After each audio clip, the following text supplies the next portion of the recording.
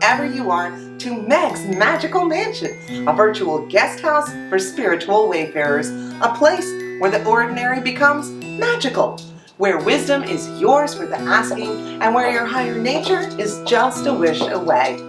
Thank you for joining us here today at Meg's Magical Mansion. I'm Meg, and this is my scrumptious parlor maid, Parfait. Charmed. And here in my lap is Parfait's adorable little puppy, Ollie. Say hi, Ollie. We're very happy you joined us here today. We're having a special celebration for Ostara, which is the spring equinox. You know, Parfait, the spring equinox is when the day and the night are equal lengths of time. No kidding. I know, we're getting out of those dark winter days, and we're coming into the lovely days of spring and summer. I love springtime. So today we're going to talk all about spring, and we're going to do some fun Ostara and springtime activities. Ooh, I can't wait. Do you have something fun planned for us today? Maybe. All right, well, stick around. There might be a giveaway too. You never know. Ooh.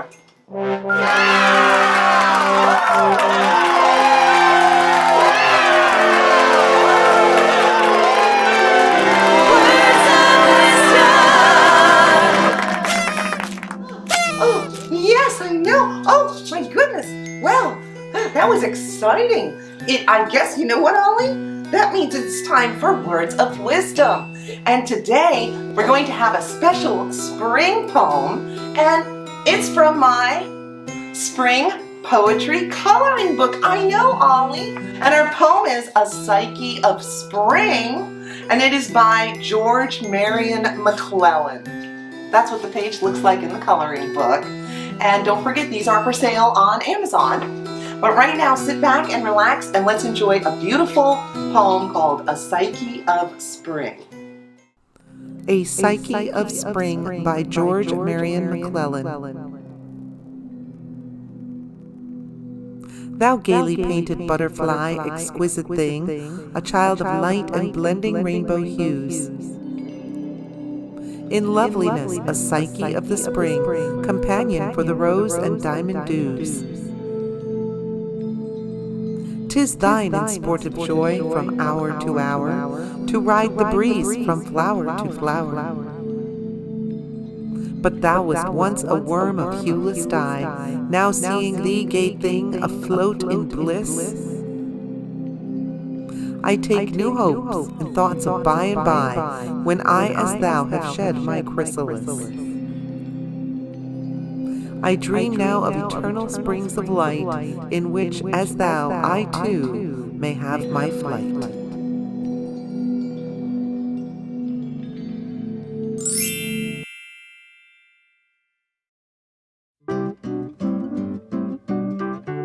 We are going to be talking about Ostara this week, which just happened a few days ago. Sorry I didn't get this episode up for you before Ostara, but you know, it's just happening the way the universe wants it to, so I'm going with it. And today I'm going to be creating a watercolor painting for you that has to do with a lot of the themes of Ostara. And while I'm painting, I'm just going to tell you a little bit about the holiday, why we celebrate it, and what it's all about. Of course, Ostara is one of the sabbats on the Pagan Wheel of the year. It is the spring equinox. So it's a holiday of great fertility, rebirth, and renewal. It marks the beginning of the planting season, and it is the point of perfect balance on the wheel of the year. The perfect balance of day and night, because they are equal in length. It is a celebration of equilibrium, dark and light, masculine and feminine, inner and outer. This is the moment where light defeats the dark. The sun is gaining in power and strength.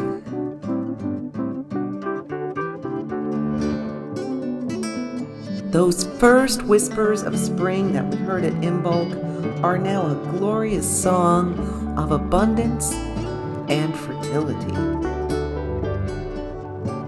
Spring has arrived. Ostara takes its name from Ostré, the Germanic goddess. And Easter has derived many of its traditions from Ostara. Traditions such as rabbits, bunnies, and hares.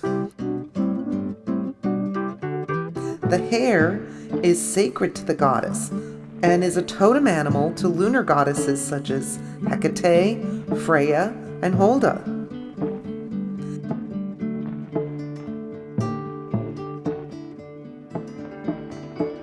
The hare symbolizes the rebirth of life in spring. Both the moon and the hare, which is a nocturnal animal, were believed to die daily so they could be reborn each evening. So the hare is a symbol of immortality. Also, the hare is a major symbol of fertility, as the female hare can conceive a second litter while still pregnant with the first one. The hare has turned into the Easter bunny over the years, who brings the eggs for children at Easter time. But why eggs? Well, eggs and all seeds actually contain all potential. They're full of new life and the promise of things to come. The egg symbolizes Earth's fertility and abundance, and the rebirth of nature after a long, cold, dark winter.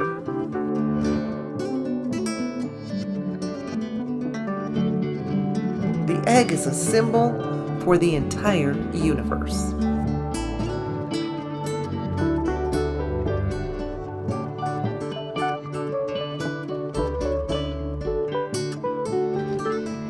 Think of it as a cosmic egg that symbolizes the perfect balance of the equinox.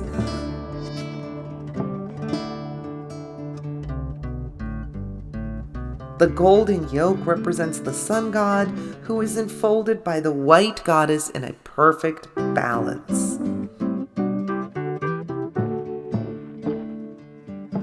Which seems like a very appropriate symbol for Ostara, when all is in balance for just a brief moment.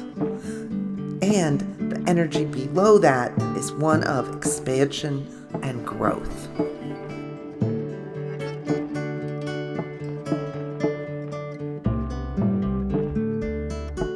Another symbol of Ostara, hot cross buns. The cross on top of the bun symbolizes the 2 equinoxes and the 2 solstices. It represents the 4 seasons, the 4 directions, the 4 elements: earth, water, air, fire.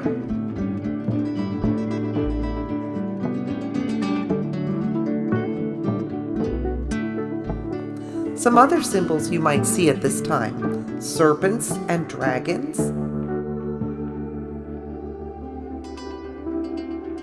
all spring flowers like daffodils, lilies, crocuses, violets. Some colors for Ostara: bright green, yellow, purple. And of course, putting colored eggs and spring flowers, seeds, and feathers on your altar is a wonderful way to celebrate Ostara.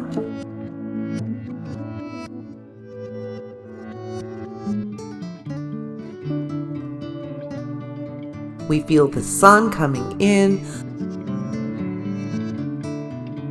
the days growing warmer and longer.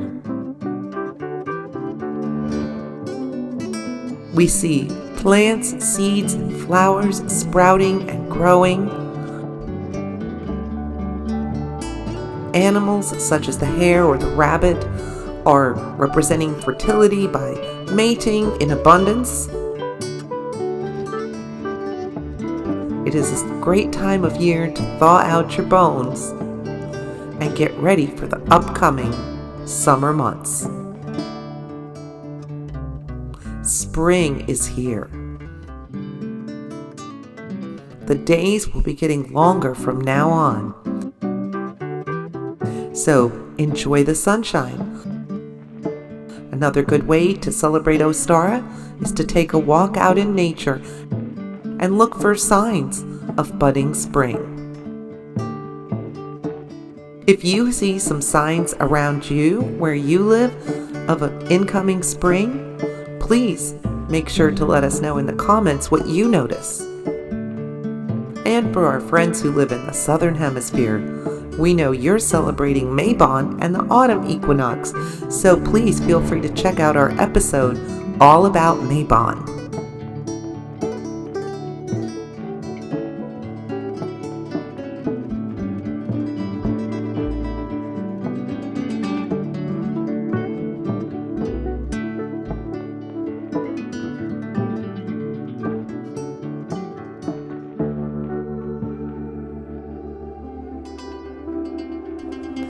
Whatever your traditions are at this time of year, I wish you a happy and blessed spring.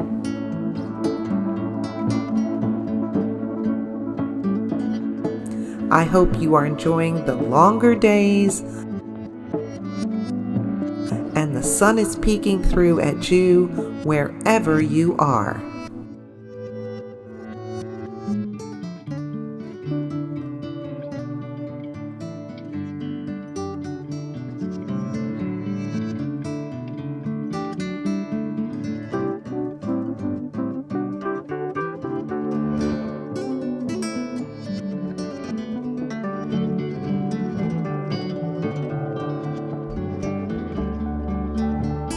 Well, I hope you enjoyed watching me create this watercolor picture for Ostara.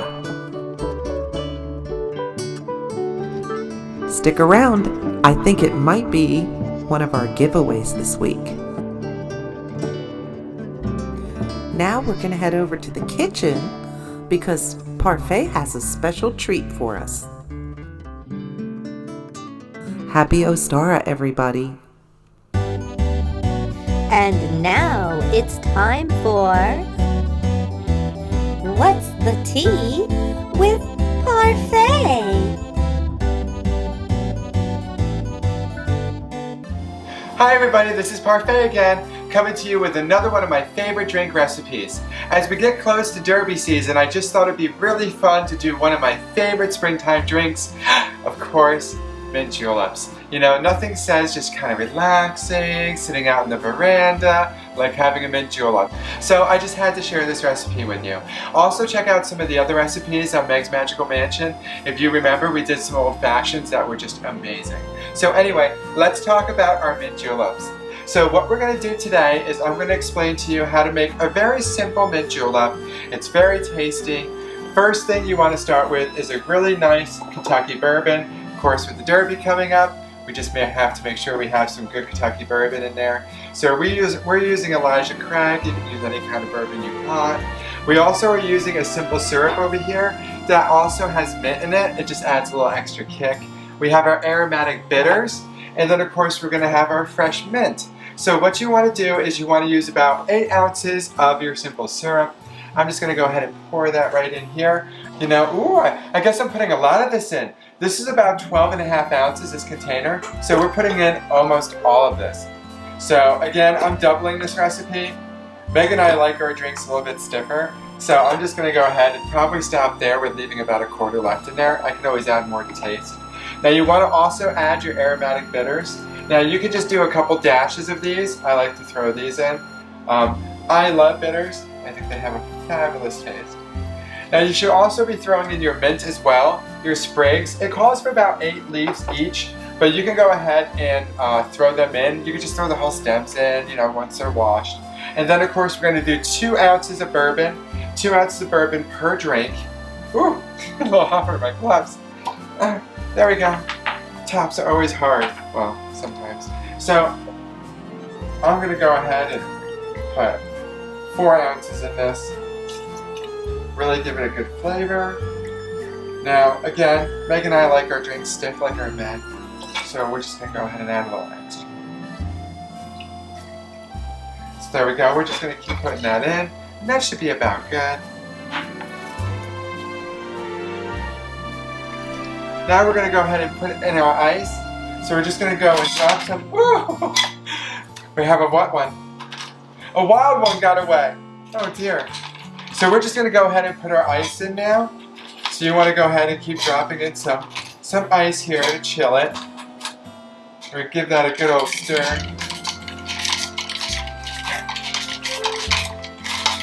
Our Mint Juleps are going to be fabulous.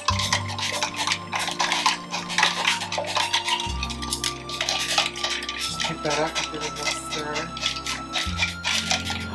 Ooh, there we go. I'm going to throw maybe a couple more ice cubes in there, just for a little good extra measure. There! Now, you want to make sure you put ice in your cups as well. So you're going to be dropping some cubes into your cups.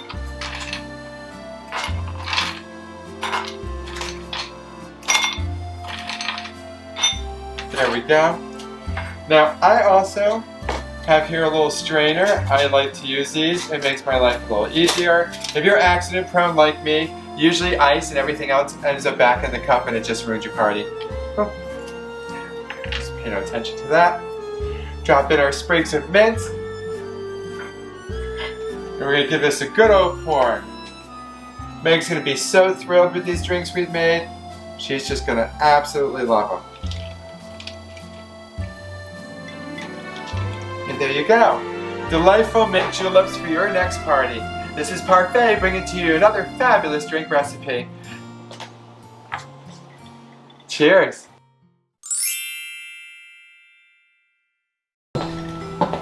Well, hey Parfait! Hey! I just had to bring you some of the mint juleps we just made. Oh, they look delicious. They are. Here, please, have one, darling. Oh, thank you so much. Cheers. Cheers. Happy Ostara. Happy Ostara. Yes, we're interrupting your program with another fabulous giveaway. You could win all 3 of these items. This beautiful artwork by Meg, the poetry coloring book, and an Ostara Tarot card deck could all be yours. Down below in the comments, just put the words, I love Ostara. And on Sunday, March 27th at noon Eastern Standard Time, we're going to pick us a winner. Get your entries in by then. Well, we're so glad you were here today with us to celebrate Ostara. And don't forget, in the words of Buddha, 1,000 candles can be lit from a single candle, and the life of the candle will not be shortened. Happiness never decreases by being shared. So thank you for sharing your time and energy with us here today at Meg's Magical Mansion. Hey, if you had a good time, maybe they could give us a like. Yeah, please do. Or a share. Hit that subscribe button. Oh, definitely subscribe to us. Those subscribers really help us keep the channel going and growing. We love you. And don't forget to ring the bell. And we'll let you know when we post new episodes. Absolutely. Cheers. Till Happy next week. Ostara. Giddy up.